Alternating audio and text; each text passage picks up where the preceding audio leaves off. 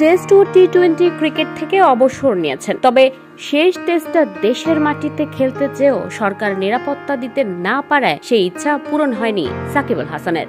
তার শেষ টেস্ট হয়ে থাকছে তাই গত সেপ্টেম্বরে ভারতের বিপক্ষে খেলা কানপুর টেস্টে। তবে ওয়ানডে ক্রিকেট থেকে এখনো অবসর নেননি সাকিব। তার ইচ্ছা এই সংস্করণের ক্রিকেটটা চালিয়ে যাবেন আসন্ন চ্যাম্পিয়ন্স ট্রফি পর্যন্ত। কিন্তু সেই সুযোগ কি পাবেন বাংলাদেশের সর্বকালের সেরা ক্রিকেটার? কারণ চ্যাম্পিয়ন্স ট্রফির আগে বাংলাদেশ যে একটিমাত্র ওয়ানডে সিরিজ খেলবে ওয়েস্ট ইন্ডিজের বিপক্ষে, সেই 3 ওয়ানডে সিরিজেই তাকে ছাড়া দল ঘোষণা করতে যাচ্ছে বাংলাদেশ ক্রিকেট বোর্ড। বিসিবির একটি সূত্র জানিয়েছে নির্বাচকেরা এরই মধ্যে ওয়েস্ট ইন্ডিজের বিপক্ষে ওয়ানডে সিরিজের দল বোর্ডে জমা দিয়েছেন। সাকিবকে দলে না রাখতে বোর্ডের নির্দেশনা থাকায় তাতে নেই সাকিবের নাম। সংবাদ মাধ্যমের খবর, ওয়েস্ট ইন্ডিজ সিরিজের খেলার ব্যাপারে সাকিব কিছু শর্ত দিয়েছিলেন বিসিবিকে।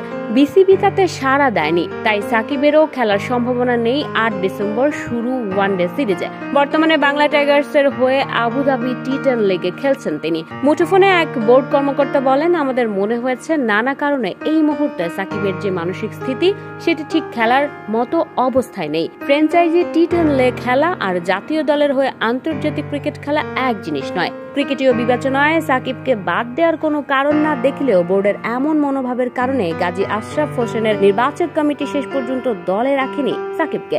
এমনিতে দল নির্বাচনে নির্বাচক কমিটির সিদ্ধান্তের বাইরে প্রভাব থাকার কথা নয়, কিন্তু সংশ্লিষ্ট ব্যক্তিরা মনে করছেন সাকিবের বিষয়টি স্পর্শকাতর। তাকে দলে না রাখার সিদ্ধান্ত তাই নীতি নির্ধারণীয় বিষয়ের পর্যায়ে পড়ে, যে কারণে নির্বাচক কমিটিকে বোর্ড থেকে এই বার্তা দেয়া হয়েছে যে তারা যেন সাকিবকে বাদ দিয়ে ওয়ানডে সিরিজের দল নির্বাচন করে। নির্বাচকেরাও সেভাবেই তা করেছেন। এখন শুধু দলটা আনুষ্ঠানিকভাবে ঘোষণা হওয়া বাকি। You are watching Raj TV, জাগরণে Bangladesh. Please subscribe our channel.